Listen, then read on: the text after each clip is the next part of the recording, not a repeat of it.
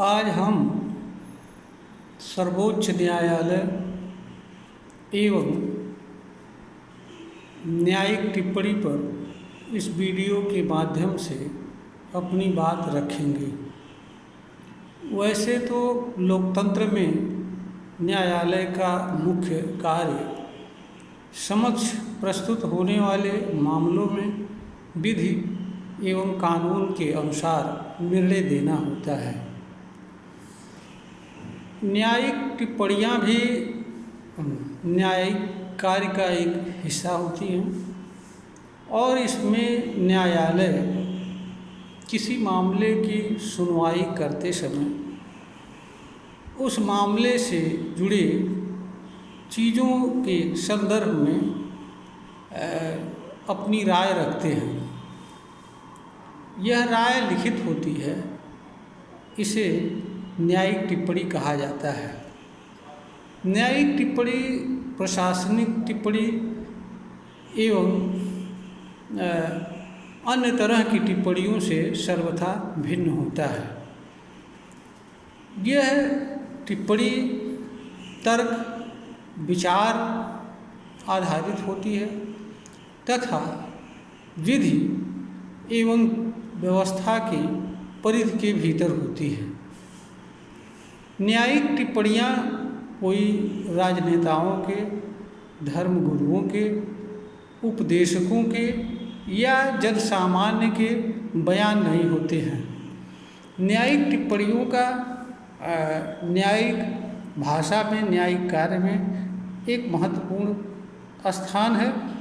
इसके माध्यम से न्यायालय किसी बात या चीज़ के संबंध में कोई संदेश देना चाहती है। सामान्यतया ऐसी टिप्पणियों का असर भी होता है। नूपुर शर्मा के मामले में जो टिप्पणियाँ माननीय सर्वोच्च न्यायालय के जजेस द्वारा दी गई, वह टिप्पणी सर्वथा जुडिशियल टिप्पणी के परिधि से बाहर का मामला आता है, क्योंकि जिस चीज़ की सुनवाई माननीय जजेस कर रहे थे उस चीज़ से नूपुर शर्मा के बयान एवं उसके बाद उत्पन्न होने वाली परिस्थितियां तथा घटनाओं से कुछ भी लेना देना नहीं था।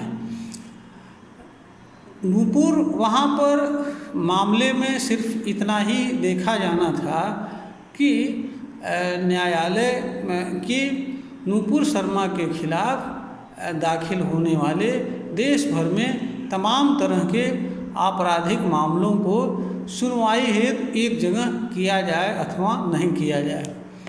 वहाँ पर नूपुर शर्मा का बयान गलत है या सही है, अथवा नूपुर शर्मा के बयान के कारण देश में तमाम तरह के जो घटनाएं घटी और कन्हैया लाल का मृत्यु हुआ, इनसे इसका क्या लेना देना है, इस विषय पर किसी तरह की कोई सुनवाई नहीं हो रही थी। इसलिए माननीय सर्वोच्च न्यायालय की जजेस द्वारा यह टिप्पणी किया जाना कि इसके लिए नूपुर शर्मा का बयान जिम्मेदार है, यह सर्वथा न्यायिक परिधि से बाहर की टिप्पणी है, जिसके किए जाने का कोई औचित्य नहीं है।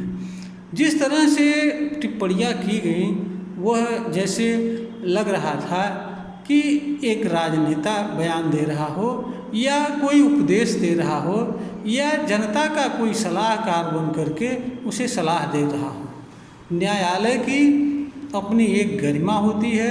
न्यायालय का कार्य होता है विधि एवं संविधान की रक्षा करना होता है। विधि एवं संविधान से जुड़ी अगर कोई मामला है उस पर टिप्पणी करना, राय देना तर्क संगत एवं उचित होता है। किसी ऐसे मामले में टिप्पणी देना जिस मामले का न्यायालय के समक्ष विचारण ना हो या विचार ना हो रहा हो, यह टिप्पणी सर्वथा न्यायिक टिप्पणी की परिधि से बाहर आता है। न्यायालय, जहाँ तक सर्वोच्च न्यायालय की बात है, सर्वोच्च न्यायालय लोकतंत्र एवं संवैधानिक व्यवस्था में न्याय की सर्वोच्च संस्था होती है।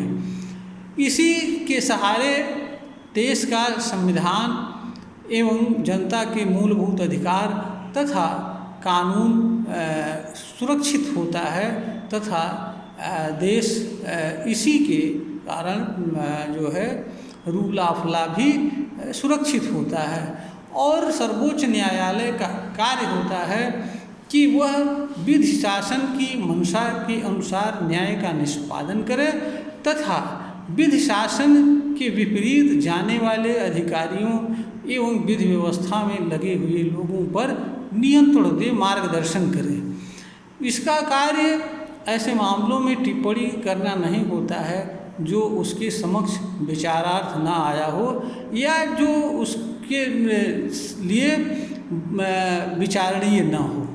माननीय उच्च न्यायालय के जजेस कोई राजनेता नहीं है, कोई सलाहकार नहीं है और ना ही कोई फिल्म के डायरेक्टर हैं या पत्रकार हैं या मीडिया कर्मी हैं। इनका कार्य विधि एवं व्यवस्था के अनुसार कार्य करना होता है। इनके हर कार्य का हर कोई देखता है, निगरानी करता है और विचार करता है। इस तरह की टिप्पणियों से न्यायालय एवं न्यायाधीशों के प्रति गलत संदेश जाता है। इस तरह की टिप्पणियां किसी भी दृष्टि से विधि एवं न्याय के दृष्टि से उचित नहीं होती हैं। इससे सर्वोच्च न्यायालय एवं उनमें बैठने वाले जजों की निष्पक्षता पर गलत संदेश जाता है, क्योंकि न्यायालय का काम हर अवस्था में निष्पक्ष रहना होता है। इसीलिए हमारे देश में स्वतंत्र इंडिपेंडेंट जुडिशियल सिस्टम का सृजन किया गया है। न्यायपालिका को स्वतंत्रता को अक्षुण्ण रखने का हर संभव संविधान के माध्यम से प्रयास किया गया है। संविधान के अंतर्गत ही उच्चतम न्यायालय एवं हमारे माननीय जजेज कार्य करते हैं। संविधान से बाहर जाकर के किसी को कार्य करने की संविधान या विधि कोई इजाज़त नहीं देता है। हमारे देश के सर्वोच्च न्यायालय के जजेज हों या कोई सांसद हो, प्रधानमंत्री हो या देश का राष्ट्रपति भी हो, कोई भी संविधान से ऊपर नहीं है और किसी को भी संविधान एवं विधि से ऊपर जाने का अधिकार नहीं प्राप्त है। हर किसी के लिए संविधान एक मर्यादा निर्धारित करता है और हर किसी को उस संविधान की मर्यादा के अधीन कार्य करना चाहिए। इसी में हमारी न्यायिक व्यवस्था, हमारे माननीय जजेज और हमारे जनता, देश सभी का कल्याण है। देश की सर्वोच्च अदालत कोई सामान्य अदालत नहीं होती है। इनके हर एक बात पर देश ही नहीं विदेश के संपूर्ण देशों का निगाह रहता है। इनकी हर एक बात का एक मूल्य होता है, उसका मूल्यांकन होता है। इसलिए कोई भी टिप्पणी करने से पूर्व हमारे जजेस को यह सोचना चाहिए कि इसका अर्थ एवं आशय क्या निकलेगा। इस टिप्पणी का जनमानस में, देश में एवं विदेश स्तर पर किस तरह का संदेश जाएगा और किस तरह की प्रतिक्रिया उत्पन्न होगी। आज बहुत सारे लोग पढ़े लिखे हैं, हर कार्य के अर्थ एवं आशय को समझते हैं। अगर न्यायालय में बैठे हुए माननीय जज लोग या बौद्धिक वर्ग यह समझते हैं कि जनता हर चीज़ की सच्चाई को जानती नहीं है, समझती नहीं है, तो यह भी एक प्रकार के अज्ञान है। आज जनता का बहुत बड़ा वर्ग पढ़ा लिखा है, हर कोई सोशल मीडिया से तमाम तरीके से जुड़े हुए हैं। हर चीज़ों पर कुछ न कुछ चर्चाएं होती हैं। इसलिए किसी न किसी माध्यम से किसी मामले में सच क्या है यह पहुंच ही जाता है। न्यायालय हो, न्यायाधीश हो, कोई भी हो, हर किसी की बात की चर्चा होती है और कहीं न कहीं लोग उस सच तक पहुंच जाते हैं जो वास्तव में होता है।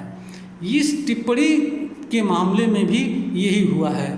इस टिप्पणी से जो है न्यायालय की गरिमा को ठेस पहुंचा है, न्यायालय की निष्पक्षता प्रभावित हुई है।